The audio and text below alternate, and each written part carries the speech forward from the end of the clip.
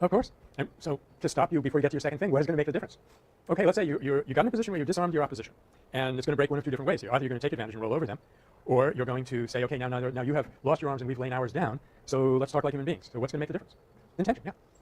Purity of intention and the power to hold on to your intention, because don't forget, once you see those soldiers without their weapons, the temptation, ... Reset? Oh, I'm sorry, Arby, you had another thing. Just going back to what you said, if you were to choose violence, you obviously choose violence. And well, if you have to, if that's really the only choice you've got, you have no way to implement nonviolence in a given situation. Your only choice is between violence and cowardice. Well, with that, and then when you said for those who will feel humiliated and do nothing about it. Yeah. I thought those two together are very dangerous when it comes to gang violence. Mm-hmm. It seems like that just perpetuates the cycle of violence. What is it that would perpetuate the cycle? It would seem that one of the hardest things. Uh-huh. It seems like what we're promoting is for these gang members to be like cowardice in the sense that they're leaving that.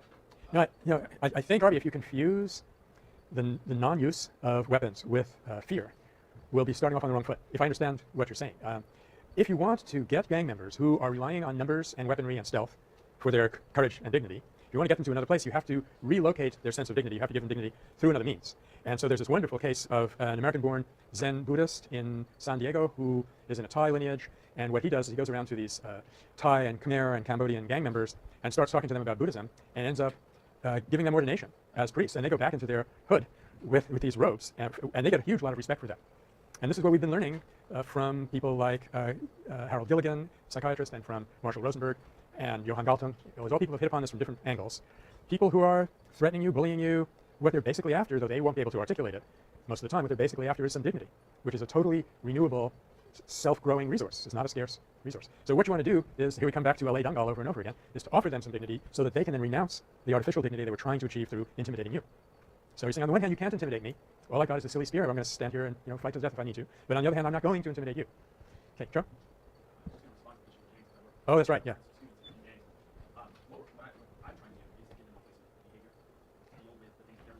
Uh-huh. Yeah. Yeah.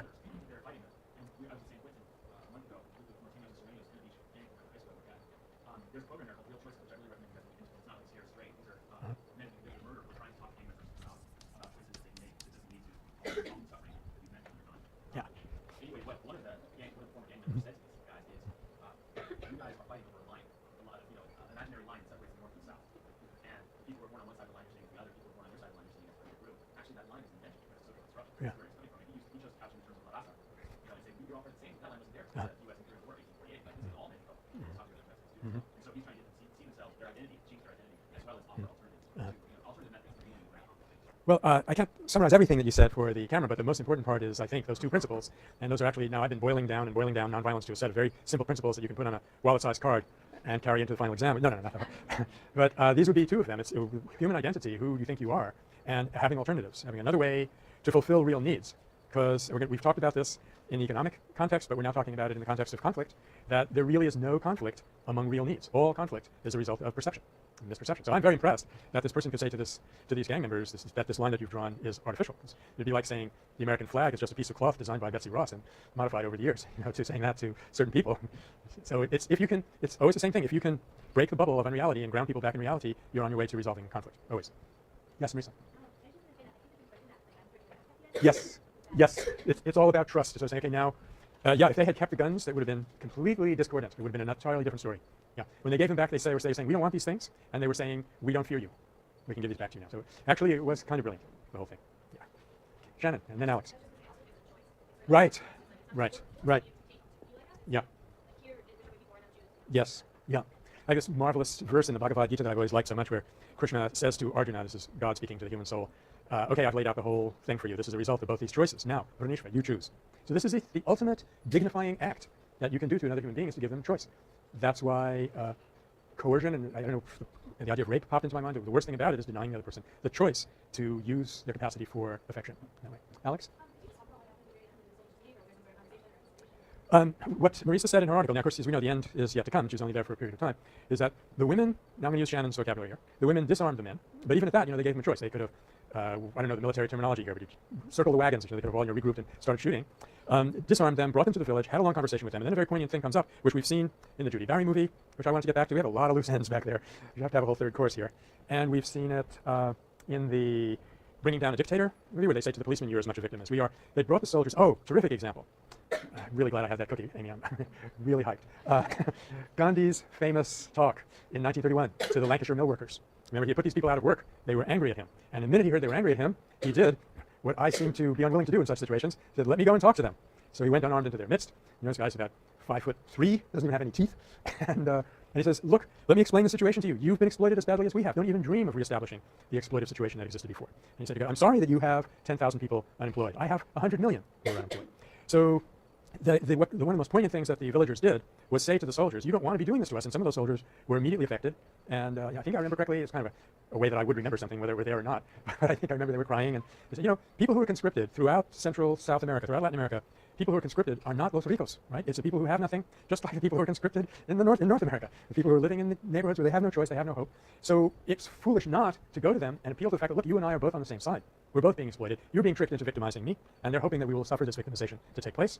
And as Patel says, no, it was one of the Ali brothers in the Gandhi movie says, "We will do neither." So I've always thought I should have been given a role in that movie. Since I wasn't, I make up for it in this class.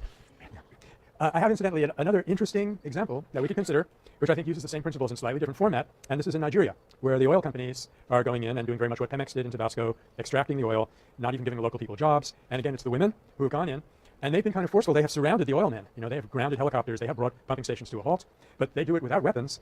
In fact, a lot of the time they do it by disrobing, because that has a certain significance and emotional impact in that culture, which you would not have here. I'm not suggesting that you go to the recruiting station and try this. It will be read in an entirely different way in our culture. But it's actually a way of shaming and embarrassing those people. So again, it's using a kind of non-physically injurious force to disarm a threat and then proceed to the stage of negotiation. Ashley? Yeah, on that, I'm wondering, okay, so once the soldiers are disarmed from that location and they go, things are okay, do they just abandon being soldiers? Okay. And then it ties back to the gang. I also worked with teens who've been convicted for gang violence, and we kind of took them to camps working with children with disabilities. Everything was Yes. really, Was that in Los Angeles? no, in Northern California. Oh, so it's spreading.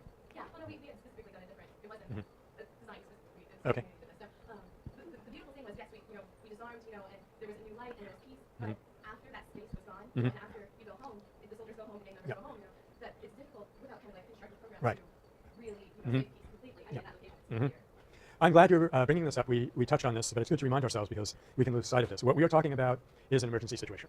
They didn't know the soldiers were coming. They caught wind of it. They rushed out just in time to confront them. So backing down from a conflict is step number one. It gives you the space to proceed. And what we have seen, unfortunately, I bet if we had the way to really do numbers on this scientifically and we stacked it up, I bet we would see that this is happening 90% of the time.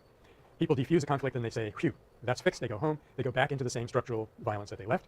Another example where we've seen this recently is in the Neve Shalom Wahat al-Salam experiment in Israel, started by a Carthusian priest, Bruno Hussar, where they had a high school, and now it's a grade school and a high school, where every year they have half Palestinian kids and half Israeli kids. And at the end of 4 years together, those kids are very, very close. There's even this heartwarming episode where at the end of the experience, there was a flood in a Palestinian village, and in that village there was a boy who had been in the school in Wahat al-Salam, and he got phone calls and even visits from all the Israeli kids in the school, not any of the Palestinian kids who were along with him. So, okay, but what we've discovered after 20 years of doing this is it goes up to that point and positions you to solve the problem. It doesn't solve the problem by itself. I remember driving across the bridge here to San Francisco because I had been invited to be on a radio interview along with a person who had the rank of captain in the U.S. Army and who was part of what was then called the ROTC, now called Military Affairs. And so we're sitting in this car, and he's teasing me, saying, we get by on so little money, and look at you people. I was trying not to either weep or lash out or whatever. And then, we started talking about deterrence, and he said a very interesting thing from the standpoint of a military person. He said, deterrence is not a policy.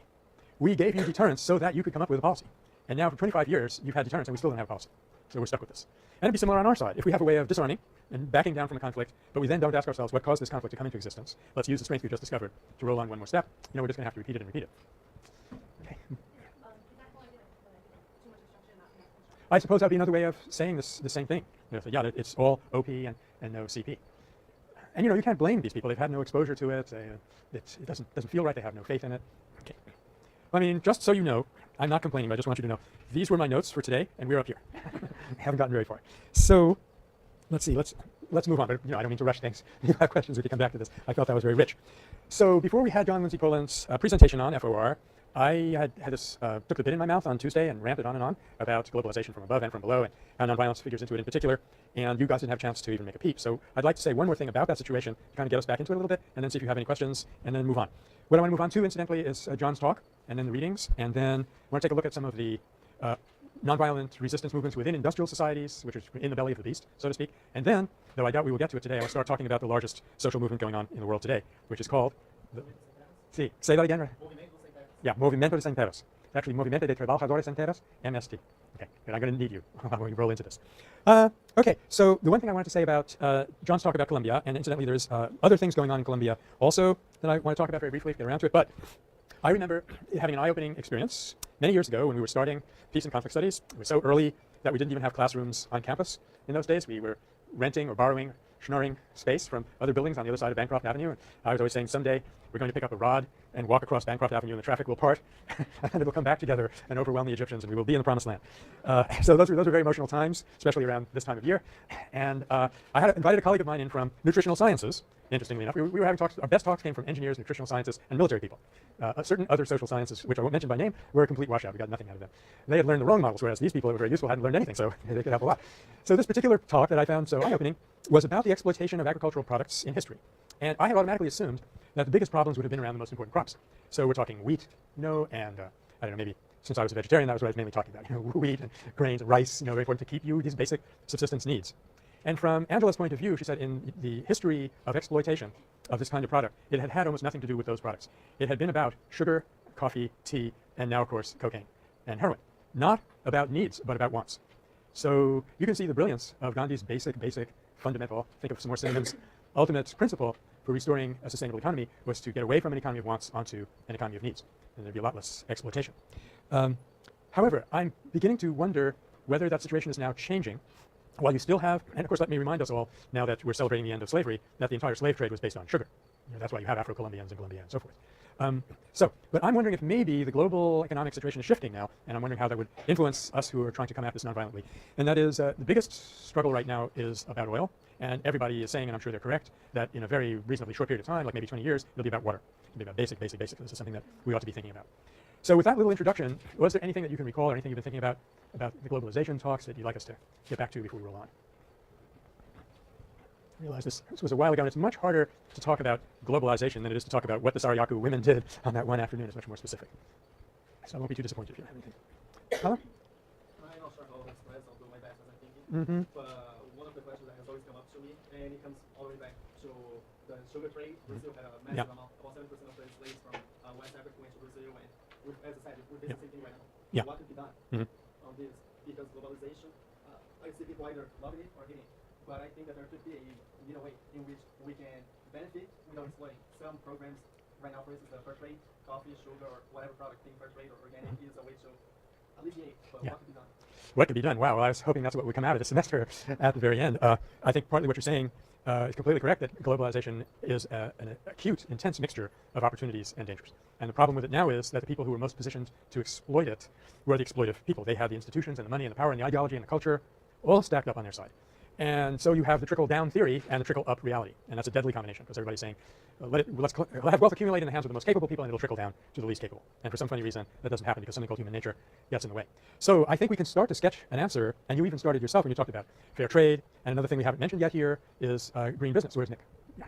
Green business. There are people who run very large corporations in an extremely fair way. So I think of Anita Roddick, for example. I think most of these people will turn out to be women for some funny reason. But a friend of mine was at a meeting of high-level managers, and Anita Roddick gave a brilliant speech about how what her business, The Body Shop, does to try to redistribute wealth and be fair to everyone. And some very irate businessman got up and said, your main responsibility is to your stockholders. You should be maximizing profits. And what she said, I would not repeat in mixed company. In fact, I wouldn't even repeat it in a smoke.